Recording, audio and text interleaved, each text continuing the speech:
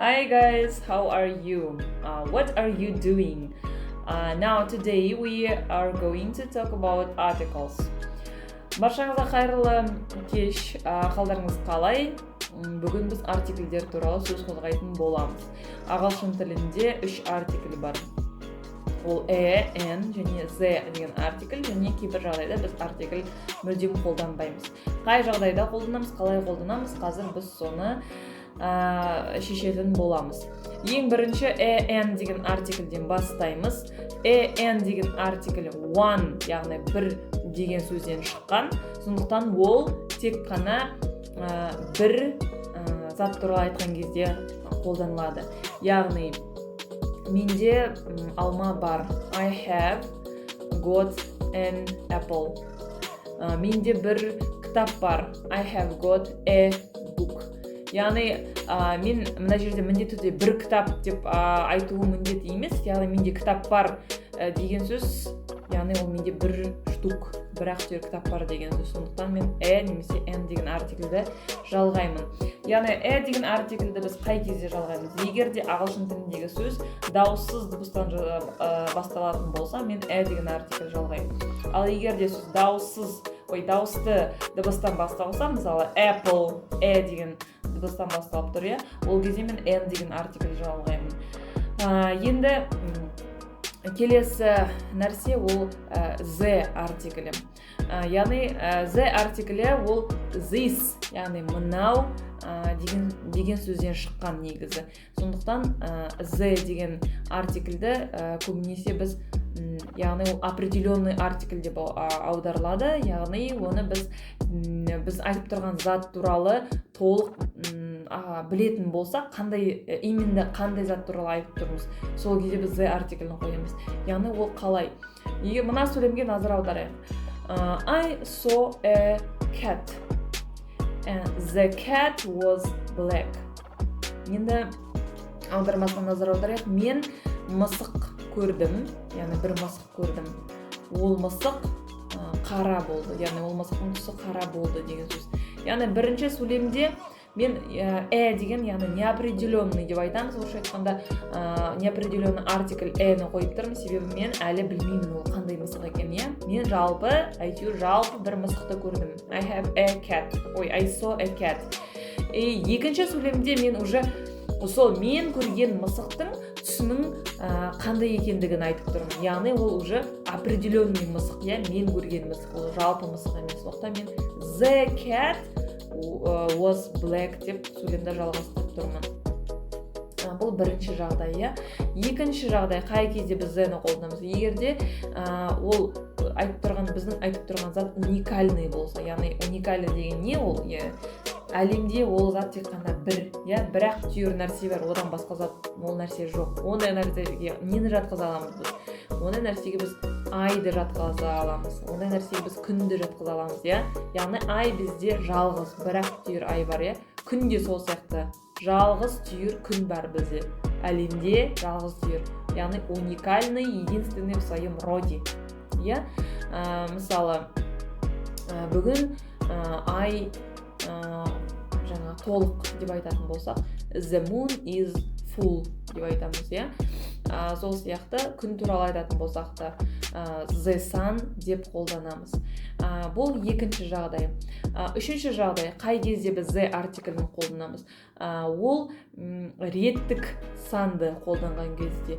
Мысалы, просто жай ғана сан 1, 2, 3 деп айтатын болсақ, реттік сан деген не? Ол бірінші, екінші, нешінші деген сұраққа жауап беретін сан есімдер. Ол кезде біз міндетті түрде the артиклін қолданамыз. Мысалы, бірінші деген сөз the first, екінші деген сөз the second, the third, the fourth, the fifth. Яғни the деген артикльмен қолданамыз. Келесі нәрсе қай кезде қолданамыз? Ол сын есімнің күшейтпелі шырайын қолданған кезде, яғни ол superlatives. Мысалы, the best, ең күшті деген сөз. Или the worst, ең жаман, ең нашар деген сөз. Или the most beautiful, ең әдемі, яғни күшейтпелі шырай деген ең деген сөз. Самый ететін нәрселер туралы айтқанда күшейтпелі шырайды қолданған кезде біз the артиклін қолданамыз. Келесі бір жағдай, біз мысалы негізі көбісінде елдер мен мемлекеттер, қалалар, региондар, облыстар туралы айтқан кезде біз мүлдем артикль жазбаймыз. Бірақ егер де ол мемлекеттің атауында states, яғни штаты деген, немесе kingdom деген сөз, немесе union деген, немесе republic, республика деген сөздер болса, онда біз the артиклін қоямыз. Мысалы, ақш деген ел, Америка құрама штаттары деп айтамыз. Штат деген сөз тұр, сондықтан біз оған the United States of America деп айтамыз. The USA қысқартылған түрі. Kingdom деген сөзді мысалы Великобритания бар ғой, біріккен the United Kingdom деп айтамыз, яғни біріккен әмірлік, Соединенное Королевство деген сөз, яғни ол Великобритания туралы айтқанда. Сол сияқты осындай тағы да қайталап айтам, states, kingdom, republic, union деген сөздер болса, біз the артиклін қолданамыз. Сосын келесі тағы бір айтатын нәрсе, ол остров дейді ғой, яғни аралдан құралған мемлекеттер бар ғой, мысалы бізде Мальдивы, Багамы деген сияқты. Ол кезде де біз the деген қолданамыз, яғни островные государства деп айтады, орысша айтқанда аралдардан құралған мемлекеттер. Ол мысалы ол кезде біз the Maldives, the Bahamas деп айтамыз, яғни Bahamas деп жазылады ол. Және де келесі нәрсе, біз таңертең, кешке, түстен кейін,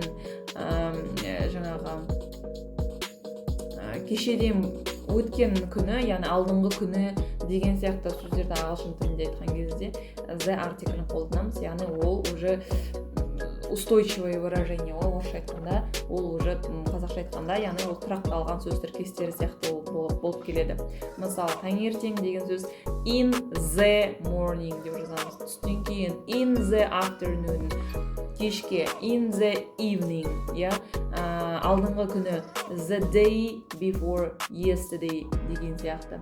Бұл уже тұрақты сөз тіркестері, бұл кезде біз міндетті түрде the қолданамыз. Және тағы бір айтатын нәрсе, бұл жерде қай кезде тағы біз the-ні қолданамыз. Және келесі нәрсе, the артиклін ағылшын тілінде біз океандар туралы айтқан кезде, теңіздер туралы айтқан кезде қолданамыз. Мысалы, қара теңіз, the black sea деп айтамыз, the-ні қосамыз. Және мысалы театрлар туралы айтқан кезде біз the theater деп айтамыз, яғни мысалы бір театрдың атын айтып, сосын барып театр деген сөзді қосамыз. Мысалы қандай Абай театр деп айтатын болсақ, мысалы the Абай theater деп айтамыз. Келесі айта кететін нәрсе, біз мосттар деп айтамыз, орысша айтқанда, қазақша көпірлер туралы аттарын айтқан кезде біз the артиклін қоямыз. Бірақ бұл жерде тек бір исключение бар. Ол Tower Bridge деген Лондондағы мостты, көпірді айтқан кезде ғана біз the айтпаймыз. Просто Tower Bridge болады. Ал қалған кезде біз the артиклін қолданамыз. Мысалы, Сан-Францискодағы ең үлкен көпір бар емес пе? The Golden Gate Bridge деп айтамыз. Және мына қонақ үйлер бар ғой, отельдер, қонақ үйлерді туралы атын айтқан кезде the-ні қолданамыз. Жаңағы ең күшті произведение искусстволар деп айтамыз, яғни ең әлемге танымал, мысалы Мона Лиза сияқты ең күшті жаңағы шығармаларды біз the-мен айтамыз, яғни the Mona Lisa деп. Және музейлерді айтқан кезде біз the артиклін қолданамыз. Және мына шығыста, батыста деген сияқты сөздер бар ғой, north, west деген сияқты. Сол кезде де біз the қолданамыз. Мысалы, in the west, in the north, in the south деп the артиклін қолданамыз. Және де институттар туралы сөз қозғайтын болсақ, біз the артиклін қолданамыз. Және небоскребтар деп айтамыз ғой, орысша, яғни ең үлкен әлемдегі жаңағы биік ғимараттарды айтатын болсақ, мысалы Бурдж Халифа, ол кезде де біз the артиклін қолданамыз. The Бурдж Халифа деп. Ал енді соңғы нәрсе, біз қай кезде жалпы артикль жазбаймыз, иә? Егер де ол мысалы жаңағы саналатын сөздің ішінде көпше түрде сөз болса, мысалы алмалар, жаңағы кітаптар деген сияқты, мысалы мен ең бірінші сөйлемде айтқан кезде I have got an apple деп айттым, иә? Ал менде алмалар бар деп айтсақ, енді әрине ол бір алма емес, көп алма болғандықтан мен бұл жерге am деп айта алмаймын, иә? I have got apples деп айта қоямын. Екінші, артикльді қолданбаймыз егер де жалпылама бір нәрсе туралы айтқан кезде ол қалай дейсіз ғой, яғни мұғалімдер білім береді, ғалымдар зерттеу жұмысымен айналысады деген сияқты сөйлемдер құрастырған кезде мен жалпылама айтып тұрмын, міндетті түрде ол мектептің мұғалімдері ғана білім бермейді ғой, иә? Жалпылама бүкіл мұғалімдер білім береді. Сол сияқты мысалы оны қалай аударамыз? Teachers give us knowledge. Яғни мұғалімдер бізге білім береді деген сөз. Енді шамалы қиынырақтау болып кеткен шығар, бірақ қайта қаратып, практикада қолданып, жаттығулар жасаңыздар, сізге барлығы түсінікті болады деген ойдамын. Видеоны соңына дейін қарағандарыңызға рахмет. Лайк басып, комментарий жазып, қандай сабақтар, темалар, тақырыптар сабақ түсіргенімді қалайсыздар, жаза кетсеңіздер жақсы болатын еді. Thank you very much for your being active. Thank you for your attention, and see you soon. Goodbye.